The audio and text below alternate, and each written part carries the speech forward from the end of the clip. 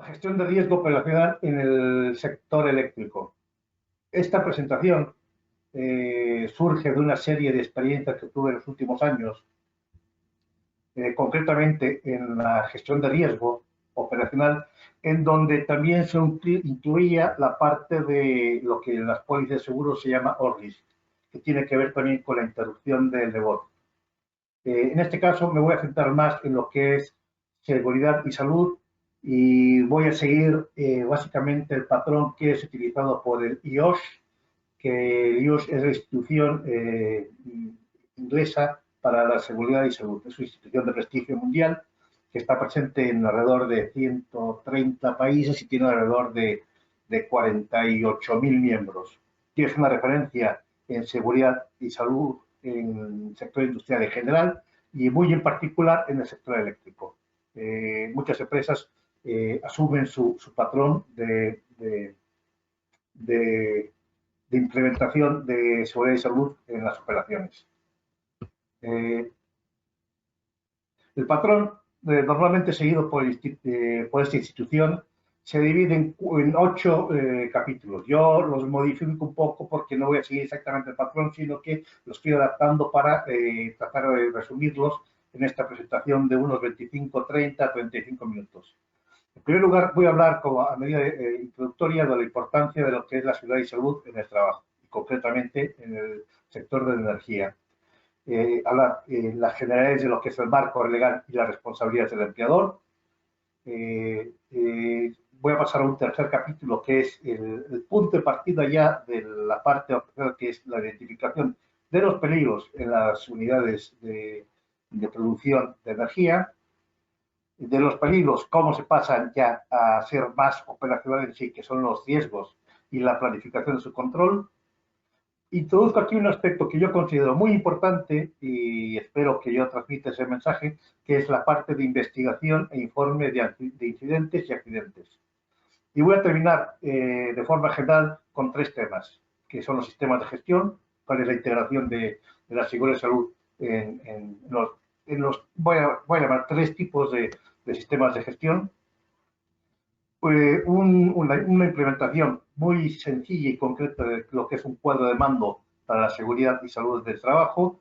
Y por último, un muy breve resumen de lo que son los aspectos ambientales involucrados. Bien, para empezar, voy a hablar de lo que es la importancia de la seguridad y salud del trabajo. La importancia de la seguridad y salud del trabajo comienza por la parte del responsable o empleador en establecer una política de seguridad. Una política que sea consistente y sólida y que esté alimentada de 2 aspectos importantes, que son los aspectos legales, que es lo que nos obliga la ley, y segundo, las prácticas de prevención, bien sean las prácticas conocidas o las mejores prácticas que se puedan introducir en el negocio. Esto conlleva, en teoría, al objetivo que de momento es muy ideal, que es los accidentes cero en las actividades, concretamente del sector eléctrico. Paso al siguiente. Perdón. Me pasó 2. Perdón. Comenzando por la política de seguridad y salud. En esta política, que prácticamente todo el mundo conoce que es un documento que está firmado y a veces es muy bonito y está enmarcado, tiene por detrás y por delante muchos aspectos que tienen que ser más pragmáticos y prácticos. Que en primer lugar, que tienen que estar establecidos los principios y objetivos perfectamente definidos de lo que es la seguridad y la salud laboral. Resalta la importancia para todas las áreas de actividades de negocio. Esta política tiene que ser comunicada y tiene que asegurarse el empleador de que es entendida por todas las partes interesadas. Y partes interesadas no solo significa trabajadores de la empresa, sino terceros, contratistas, autoridades, entidades, la vecindad. Y por último, que se aplica efectivamente y se realiza un seguimiento constante. En cursiva aquí yo resalto que toda política de seguridad y salud, no solo desde el sector eléctrico, sino en cualquier negocio, el cumplimiento de la ley es el punto de partida, no es el objetivo. En cualquier negocio que ahora mismo nos planteemos establecer una política de seguridad, el paso previo tiene que ser el cumplimiento de la ley. Si no se cumple la ley, vamos a comenzar una implementación ciertamente errónea. Definitivamente esta política de seguridad tiene que ser de absoluta responsabilidad de la alta dirección. De hecho, ahora mismo las grandes empresas, el primer punto de la agenda de las reuniones con los comités ejecutivos es el seguimiento de la seguridad y la salud en los periodos en los que se esté analizando la actividad.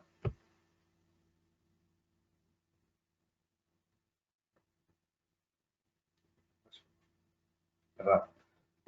Por lo tanto, volviendo a lo que es la ley, ¿por qué decía que es importante? El incumplimiento de la ley tiene repercusiones importantes.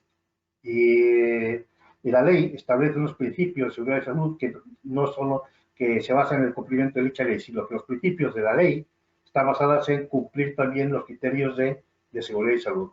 Esto conllevaría al incumplimiento a las responsabilidades civiles y penales, llevaría multas debido a los accidentes, a pérdidas de actividad, bajas temporales, aumento en las primas de seguros, a tener un ambiente laboral no deseable y a un descenso en la productividad. Y finalmente tenemos las propias implicaciones que son éticas y morales, que es pérdida de liderazgo, falta de motivación del personal en general y, consecuentemente, una mala reputación de la empresa. En definitiva, una buena aplicación de una política de seguridad consistente y sólida conlleva a un buen desempeño del personal, haciendo un trabajo motivado en un buen ambiente entre todos los trabajadores, conlleva a una mayor productividad y una eficiencia profesional, consecuentemente reducción de costes y finalmente una buena reputación. Pasando al siguiente aspecto legal, os comentaba. Voy a pararme aquí un poco para explicaros lo que son los principios de la legislación. Estos son interpretaciones y no voy aquí a hacer referencia al cumplimiento de la ley en un plano general sin contexto territorial, es decir, no en España, sino en el mundo en general. De acuerdo a la ley, que son los principios legisladores, el empleador debe tener conciencia de la seguridad y la salud en el trabajo. Y esto tiene que estar demostrado. Es decir, en una inspección de seguridad y salud, esto debe estar demostrado a través de toda la documentación que soporta la implementación del sistema de seguridad y salud. Tiene que estar la dirección decididamente implicada en esta materia, y eso es demostrable. Y por último, debe tener acceso a toda la información necesaria para su implementación. Esto es información tanto legal, que son todos los reglamentos a nivel europeo, nacional, regional y local para la implementación, así como toda la documentación técnica relacionada con la seguridad. Evidentemente, la ley contempla que no en todos los casos lo que se establece es razonablemente practicado y previsible. Hay unos márgenes de interpretación que esto después a la hora de enjuiciar el cumplimiento de la ley se tiene en cuenta.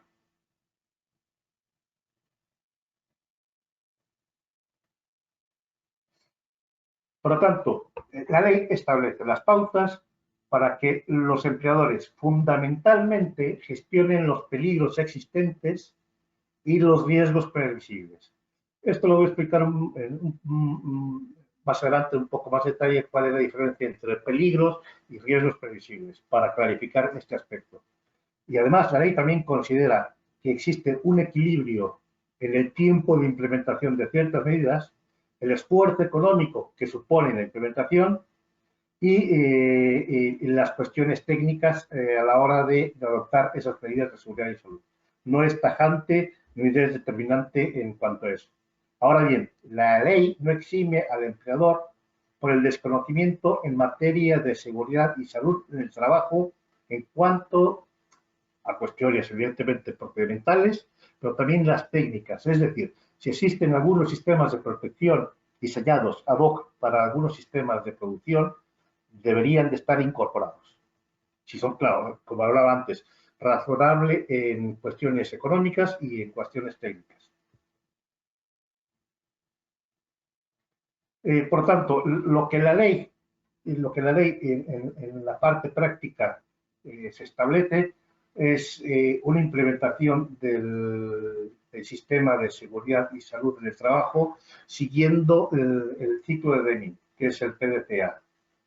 Existe una política de seguridad, puede ser una política de seguridad completa o puede ser mínima, que está alimentada en primer lugar, como mencionaba, por la legislación, por las buenas prácticas que pueden existir, en donde se planifica, se hace, se verifica y se actúa. Yendo a cada parte. En primer lugar, comenzando por la planificación, es importante comunicar esta política y los objetivos, como los comentaba anteriormente, comunicación, voy a insistir, comunicación, establecimiento de los compromisos por ambas partes, que es la parte empleadora y la parte afectada por la seguridad y salud, el establecimiento de planes departamentales individuales y la asignación por parte de la empresa de los recursos humanos y materiales. En cuanto a la implementación, vuelvo otra vez aquí la comunicación. La ley establece en todo su desarrollo que es fundamentalmente la comunicación en todas las etapas.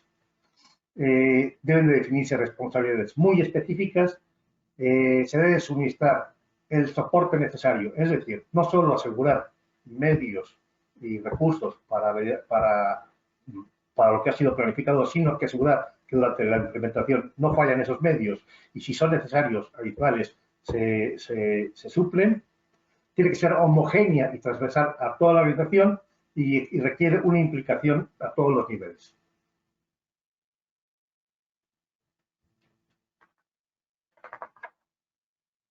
Y por último, la medición, bueno, por último, antes de la actuación, la medición y la verificación es muy importante.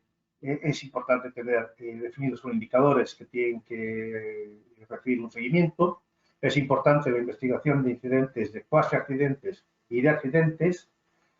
Aquí añadí un aspecto que es muy útil, que no es muy habitual verlo en las empresas, que es el self-assessment, que es una especie de autoevaluación en el terreno siguiendo unas pautas, unas herramientas que existen. Normalmente esto es producto del mercado, que es implementado a través de consultoras. Otra herramienta muy útil son los safety tools, que son practicados de forma, llamémosle coloquial, informal, en la fábrica para detectar prácticas inseguras. Las evidentes auditorías internas y externas de sistemas está auditado o está certificado, y la revisión del sistema para revisar las actuaciones, que es actualizar el sistema, implementar las acciones correctoras y de mejora identificadas y otra vez comunicación. Por tanto, vemos que desde la planificación hasta las actuaciones de actualización del sistema existe comunicación, comunicación y comunicación. Vamos a hablar de los peligros. Voy a ir un poquitín más rápido porque si no me come el tiempo. En cuanto a la definición de un peligro de forma muy resumida es un evento que potencialmente puede causar daño. De acuerdo a la definición formal que establece un documento HSG del Reino Unido, el documento 65 del HSE, es un evento potencial de causar lesiones, daños a la salud, a las instalaciones, a los productos o al medio ambiente, provocando eventualmente pérdidas económicas o de otra índole.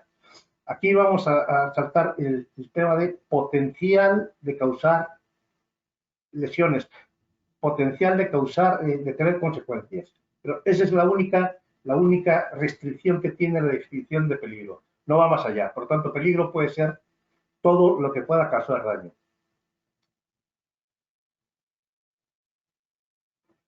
Para la identificación de peligros hay una serie de limitaciones. La identificación de peligros se puede hacer de forma metodológica y es un procedimiento muy abierto. Tiene algunas limitaciones unos puntos débiles que se manifiestan normalmente si tienes unos conocimientos de los procesos y del entorno que estás analizando en cuanto a detección de peligros. El uso de checklists cerrados es una herramienta de doble filo que puede alterar, que puede modificar y puede minusvalorar esa identificación de peligros. La falta de controles operacionales in situ y enfocarse en el copy-paste, el copia-pega de evaluación de riesgos persistentes. Es importante mencionar que la mayor parte de los incidentes y accidentes ocurren cuando hay ciertos peligros que no han sido identificados o que no son correctamente gestionados. Las componentes del peligro. Tiene tres importantes, que son las personas, es el entorno y son las tareas. Las personas, cuáles son sus condiciones físicas y cuáles son sus comportamientos, bien en actitudes como en aptitudes. Esto tiene que ver con la propia persona, cómo está formada, cuáles son sus condiciones físicas, lo veremos un poquito más adelante. El entorno es en dónde trabajan y las tareas, qué es lo que hacen y cómo lo hacen. Ahondando más, los peligros de las personas es que además de una correcta formación y capacitación, hay algunas deficiencias o incapacidades físicas que aumentan sus peligros y eso tiene que estar perfectamente establecido en los planes de seguridad de la empresa. En cuanto a las tareas de riesgo que se tienen, con peligro que se deben considerar a la hora de la identificación de los peligros. Y finalmente, el entorno donde existen productos que puedan ser nocivos, inflamables, la pobre iluminación, entornos ruidosos, en fin. Clasificando los peligros. Existen 4 tipos de peligros. Son los peligros físicos, los peligros químicos y biológicos, los ergonómicos y los psicosociales. Normalmente todos los peligros entran en estos 4 capítulos. Uno de los peligros más relevantes, evidentemente, y no solo el único, es la electricidad, que en consecuencia de manifestación de este peligro puede ser un choque eléctrico, que es por lesión producida por el efecto de contacto de la corriente eléctrica con el ser humano, la explosión, que es un cortocircuito repentino que provoca chispa y la consecuente explosión en un entorno inflamable, y el fuego, que es por contacto, por una conducción eléctrica, provocando la combustión del material cercano a dicho cableado. Otro de los peligros importantes en el sector eléctrico y concretamente en el eólico es el acceso a las instalaciones y la salida de ellas. Túneles de cables, en los molinos offshore, en las góndolas, los exagerados y las torres. Por lo tanto, es un peligro que tiene que ser considerado para la posterior evaluación de riesgo. En estos accesos a estas partes de la planta también se pueden ser considerados como espacios confinados. Espacios confinados, decían nosotros mis hijos que habían oído pocas veces lo que es el confinamiento, pues yo se lo comentaba que yo lo había oído mucho. Los espacios confinados en una empresa, en una actividad industrial, es un recinto con aperturas limitadas de entrada y salida que tiene una ventilación deficiente, una iluminación pobre y que puede además acumular productos tóxicos y inflamables y que permite trabajos de mantenimiento y de operación muy limitados en el tiempo para los operarios. Trabajar en espacios confinados puede tener unas consecuencias normalmente severas.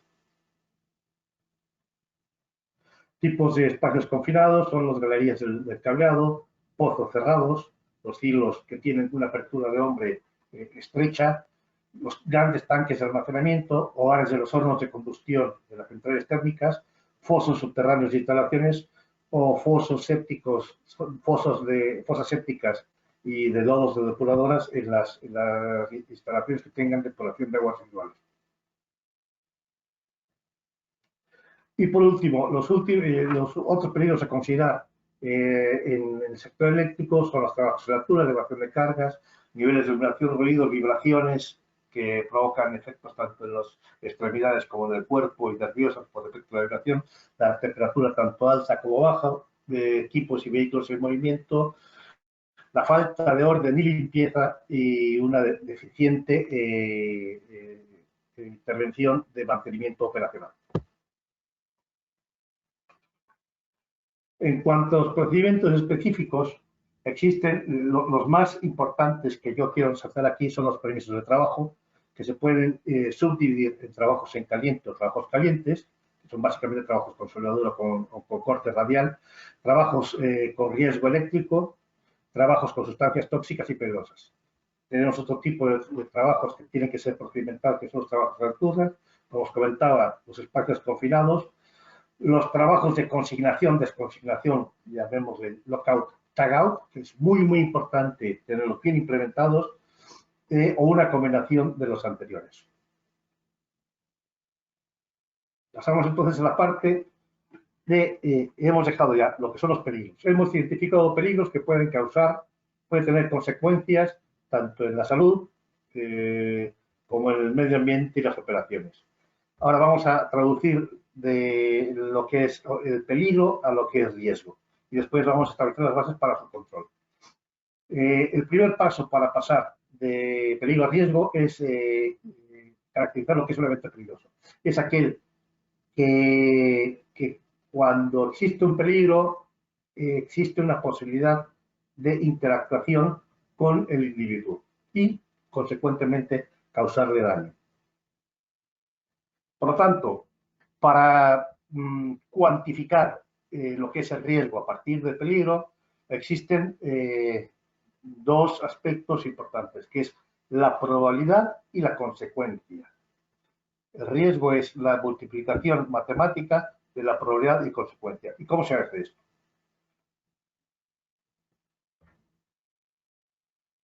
Bien, voy a ir a esto y después vuelvo al anterior.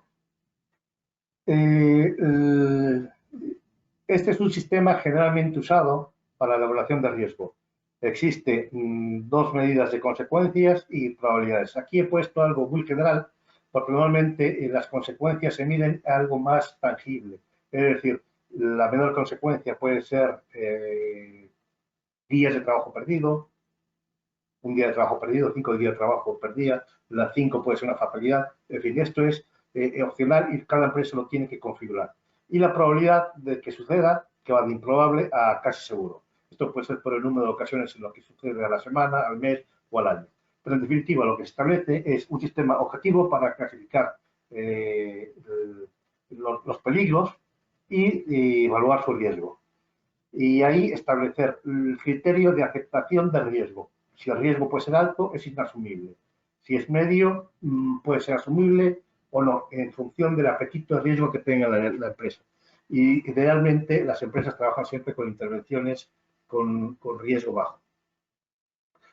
Los tipos de evaluaciones de riesgo que existen son las evaluaciones de riesgo genéricas, que consisten en una evaluación general, que son peligros generalmente presentes en el sector eléctrico y son medidas, llamémosle transversales, que establecen controles comunes. Son peligros presentes en procesos estándar, con tareas repetitivas y en entornos estables, y no existen cambios en el método de trabajo. En cambio,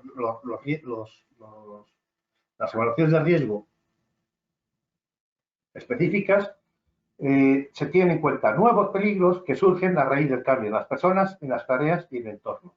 Y por tanto requieren un rigor similar a una evaluación de riesgo de tipo genérico.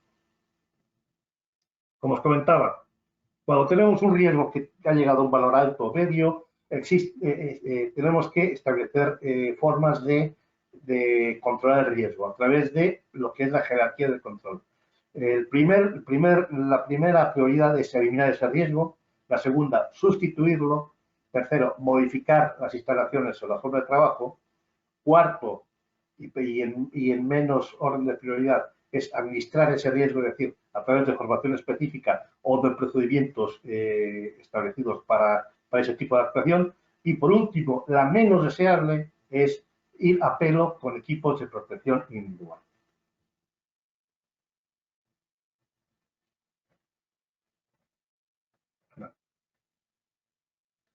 Perdón, aquí me dejé en el tintero un diagrama de flujo. Normalmente el diagrama de flujo existe en identificar los peligros, saber qué personas están expuestos, medir el riesgo inicial, establecer medidas de control para minimizar ese riesgo y si el valor es aceptable es realizar el trabajo, si no es volver al procedimiento de evaluación de riesgo nuevamente. Vamos a la parte de investigación e informe de incidentes y accidentes. ¿Por qué os comento que esto es importante? Normalmente, esto es cultural. Cuando existe un incidente y principalmente accidentes, las empresas son reacias a tener transparencia en su información y su comunicación, tanto internamente como externamente. Se ha demostrado que establecer comunicación transparente es muy útil y beneficioso para la propia empresa. Y ahora veremos por qué y vamos a entrar en detalle. ¿Por qué? ¿Por qué investigar? ¿Por qué investigar un accidente? Primero hay una componente humana que es importante. En los incidentes y accidentes normalmente está envuelto en la parte humana. Y si no, no tenemos en cuenta este aspecto en la investigación de accidentes, puede existir la parte de desmotivación de nuestro equipo. Existen también aspectos económicos vinculados a los accidentes e incidentes. Las cuestiones evidentemente legales, que ya os comentaba antes, son las multas y la responsabilidad civil y penal. Existe la oportunidad de establecer mejoras futuras en el desempeño de nuestras tareas y, por último, demuestra liderazgo de nuestra organización. En la investigación de accidentes existen definiciones básicas. En primer lugar, ¿qué es un accidente? ¿Qué es un incidente? ¿Qué es un cuasi accidente? ¿Qué es una lesión? ¿Y qué es una enfermedad profesional? Lesión es bien conocida, enfermedad profesional también. Accidente es un suceso repentino que que tiene consecuencias negativas, bien en las personas o en las instalaciones de la empresa. Un incidente es lo mismo que un accidente, pero no causa daño. Pero es importante también tenerlo en cuenta porque en el futuro puede causar daño. Y el cuasi accidente, en el inglés, la terminología por el IOS, es el near miss. El near miss es un accidente que es un incidente que puede causar daño potencial, es decir, una caída de un objeto a 50 centímetros de distancia de una persona es un percance, llamémoslo así. Y normalmente no se informa. En empresas de liderazgo en seguridad de higiene, eso se informa, se estudia para tratar de evitar que eso pueda causar en el futuro un accidente. El proceso de investigación comienza normalmente con una preparación de los trabajos. Se define qué grado de detalle se va a realizar, qué equipo va a investigar, qué metodología se va a seguir, ¿Qué se va a comunicar de forma interna y externa? Y externa aquí llamo la atención porque externa es básicamente a los familiares de los afectados. Las relaciones con las autoridades, cómo se van a realizar. Se va a poner en contacto con la prensa y otras entidades. Y por último, y en esta misma fase previa, de forma inmediata, ¿qué medidas previas se van a implementar para la búsqueda de evidencias? Es decir, cerrar la zona para que no desaparezcan pruebas, hablar con las personas del turno y que no se vayan para casa para que puedan omitir o cambiar sus declaraciones.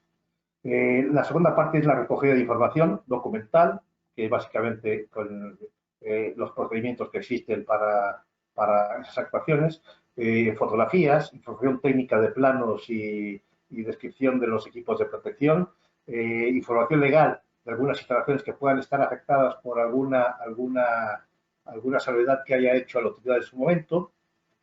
Una vez recogida esa información, se realiza un análisis metodológico de dicha información, se obtienen conclusiones, se definen las medidas de control a implementar y se establece un plan de acción para procurar que esto no vuelva a suceder. En cuanto a los sistemas de gestión, los sistemas de gestión